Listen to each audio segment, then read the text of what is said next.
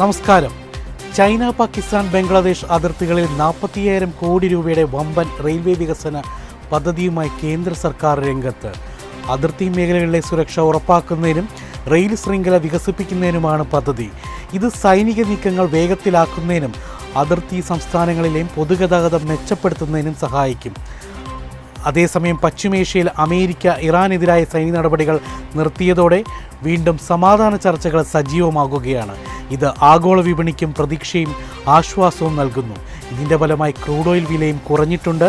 എന്തായാലും ഈ മണിക്കൂറിലെ ഏറ്റവും പ്രധാനപ്പെട്ട വാർത്തകൾ നോക്കാം. എല്ലാ പ്രേക്ഷകർക്കും ഒരു മണി വാർത്തയിലേക്ക് സ്വാഗതം.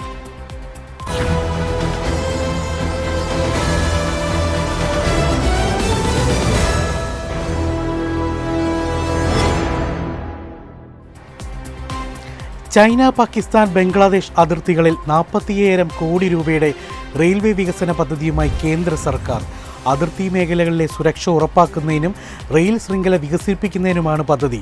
അടുത്ത 2 വർഷത്തിനുള്ളിൽ അതിർത്തി പ്രദേശങ്ങളിലെ റെയിൽവേ അടിസ്ഥാന സൗകര്യങ്ങൾ നവീകരിക്കുക എന്നതാണ് പ്രധാന ലക്ഷ്യം. ഇത് സൈനിക നീക്കങ്ങൾ വേഗത്തിലാക്കുന്നതിനും അതിർത്തി സംസ്ഥാനങ്ങളിലെ പൊതുഗതാഗതം മെച്ചപ്പെടുത്തുന്നതിനും സഹായിക്കും. പഞ്ചാബ്, രാജസ്ഥാൻ, ഹിമാചൽ പ്രദേശ്, പശ്ചിമ ബംഗാൾ, അസം, വടക്കുകിഴക്കൻ സംസ്ഥാനങ്ങൾ എന്നിവിടങ്ങളിലാണ് പ്രധാനമായും പദ്ധതികൾ നടപ്പാക്കുക. അടുത്ത 2 വർഷത്തിനിടെ റെയിൽവേ അടിസ്ഥാന സൗകര്യ വികസനത്തിനായി മാറ്റിവയ്ക്കുന്ന ആകെ നിക്ഷേപത്തിൻ്റെ ഏകദേശം 22% ഈ മേഖലകൾക്കായിരിക്കും വിനിയോഗിക്കുക. ഹിമാലയൻ അതിർത്തി, സിലിഗുരി കോറിഡോർ തുടങ്ങിയ തന്ത്രപ്രധാന മേഖലകളിലേക്ക് സൈന്യത്തെയും പ്രതിരോധ ഉപകരണങ്ങളെയും ഇതുവഴി വേഗത്തിൽ എത്തിക്കാൻ കഴിയും. അതിർത്തി പ്രദേശങ്ങളിലേക്കുള്ള വിതരണ ശൃംഖല കൂടുതൽ കാര്യക്ഷമമാക്കുന്നതോടൊപ്പം വികസനം പിന്നാക്കം നിൽക്കുന്ന ഗ്രാമങ്ങൾക്ക് മികച്ച ഗതാഗത സൗകര്യവും ഇതിലൂടെ ഒരുങ്ങും. ഇറാനിൽ നടത്താൻ ആസൂത്രണം ചെയ്ത വൻ ആക്രമണ പദ്ധതി നിർത്തിവയ്ക്കാൻ കാരണം അറബ് രാജ്യങ്ങളുടെ ഇടപെടലെന്ന് American president Donald Trump. Saudi Arabia, Qatar, UAE എന്നീ രാജ്യങ്ങളുടെ ആവശ്യപ്രകാരമാണ് ആക്രമണം വേണ്ടെന്ന് വെച്ചതെന്ന് ട്രംപ് വ്യക്തമാക്കി. ഇറാനും ഈ കാര്യം ആവശ്യപ്പെട്ടിരുന്നു. വൻ ആക്രമണത്തിന് എല്ലാ ഒരുക്കങ്ങളും പൂർത്തിയായിരുന്നു. ഇറാനിലേക്ക് ആക്രമണത്തിന് പോകാൻ തയ്യാറായിരുന്നു.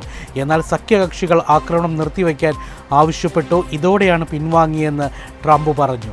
2ാം ലോക മഹായുദ്ധത്തിന് ശേഷമുള്ള ഏറ്റവും വലിയ ആക്രമണം ഇറാനിൽ നടത്താനാണ് പദ്ധതി ഇട്ടിരുന്നതെന്നും സഖ്യരാഷ്ട്രങ്ങളുടെ ഇടപെടലാണ് അത് വേണ്ടെന്ന് വയ്ക്കാൻ കാരണമെന്നും ട്രംപ് വ്യക്തമാക്കി.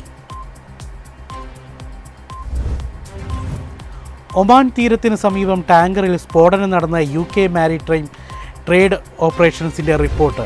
ജീവനക്കാരും കപ്പലും സുരക്ഷിതരാണെന്നും റിപ്പോർട്ട് വ്യക്തമാക്കുന്നു. ഞായറാഴ്ചയാണ് കപ്പലിൽ സ്ഫോടനം നടന്നത്. ഒമാനിലെ ബസബിന് 20 നോട്ടിക്കൽ മൈലോളം അകലെയുള്ള ടാങ്കറിൽ പൊട്ടിത്തെറി നടന്നതായി തിങ്കളാഴ്ച പുലർച്ചെ 4:37 UK MTO റിപ്പോർട്ട് ചെയ്തത്. പ്രദേശത്തിലൂടെ കടന്നുപോകുന്ന എല്ലാ കപ്പലുകളും ജാഗ്രത പാലിക്കണമെന്നും സംശയാസ്പദമായ എന്തെങ്കിലും പ്രവർത്തനങ്ങൾ ഉണ്ടായാൽ ഉടൻ ഏജൻസിയെ അറിയിക്കണമെന്നും UK MTO നിർദ്ദേശിച്ചിട്ടുണ്ട്. കഴിഞ്ഞയാഴ്ചയും ഒമാൻ തീരത്ത് 2 കപ്പലുകളിൽ ആക്രമണവും സ്ഫോടനവും നടന്നതായി UK MTO നേരത്തെ റിപ്പോർട്ട് ചെയ്തിരുന്നു. ആഗോള വിപണിയിൽ ക്രൂഡ് ഓയിൽ വില ഗണ്യമായി കുറഞ്ഞു. അമേരിക്കൻ പ്രസിഡന്റ് ഡൊണാൾഡ് ട്രംപ് ഇറാനുമായുള്ള സൈനിക ആക്രമണം ഒഴിവാക്കുകയും ഇരു രാജ്യങ്ങളും തമ്മിൽ പുതിയ ചർച്ചകൾക്ക് കളമൊരുങ്ങുകയും ചെയ്തതോടെ വില ഇടിഞ്ഞത്. ബ്രെന്റ് ക്രൂഡ് 5.15% ഇടിഞ്ഞ് $83.40 വ്യാപാരം. WTI ക്രൂഡ് 6.01% ഇടിഞ്ഞ് $79.58 പശ്ചിമേഷ്യൻ സംഘർഷ സാധ്യതകൾ കുറയുന്നതും ഹോർമൂസ് കടലിടുക്കിലെ തടസ്സങ്ങൾ ഒഴിവാക്കാനുള്ള ചർച്ചകൾ സജീവമാകുന്നതും ആഗോള വിപണിക്ക് വലിയ ആശ്വാസമാണ് നൽകുന്നത്.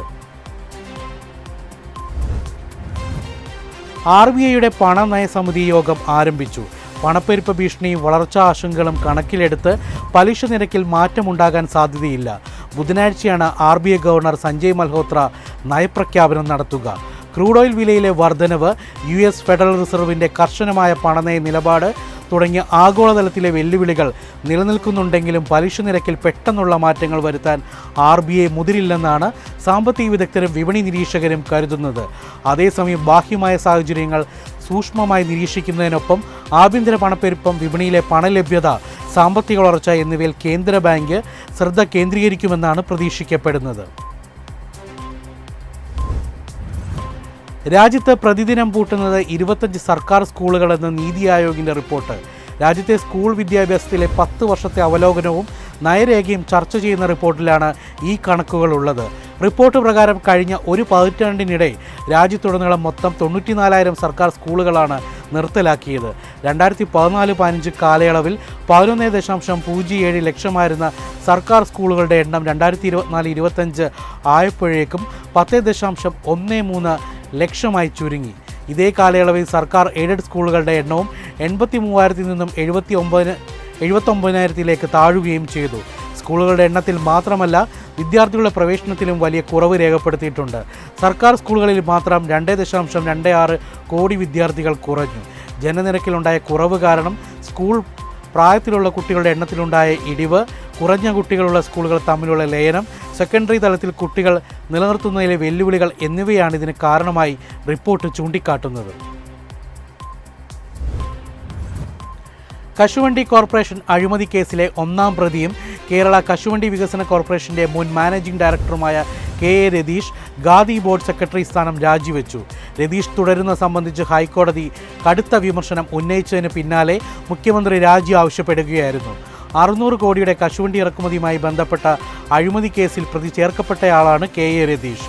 കേസിന്റെ വിചാരണ നടപടികൾ ഉടൻ ആരംഭിക്കാനിരിക്കെ പ്രതിസ്ഥാനത്തുള്ള രതീഷ് ഔദ്യോഗിക സ്ഥാനങ്ങളിൽ തുടരുന്നത് സർക്കാരിനെ പ്രതിക്കൂട്ടിലാക്കുമെന്ന് സർക്കാർ വിലയിരുത്തലുകളുണ്ടായിരുന്നു.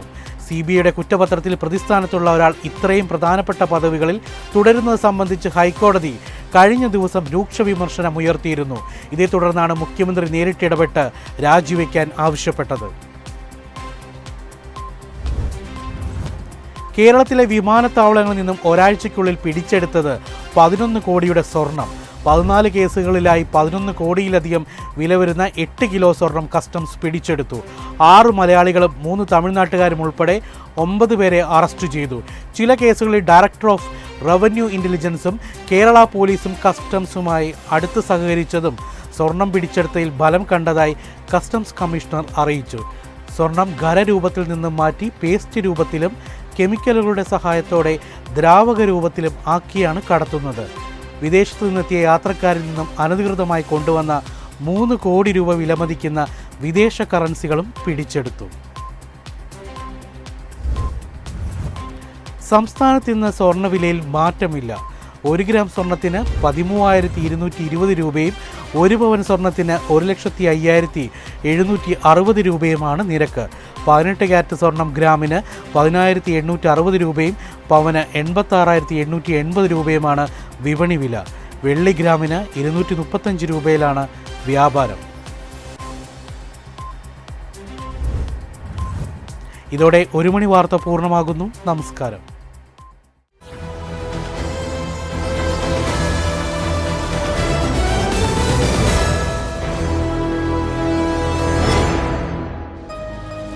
എളുപ്പത്തിൽ സമ്പാദ്യം വളർത്താം. ഇന്ന് തന്നെ മൈഫിൻ TV ആപ്പ് ഡൗൺലോഡ് ചെയ്യൂ.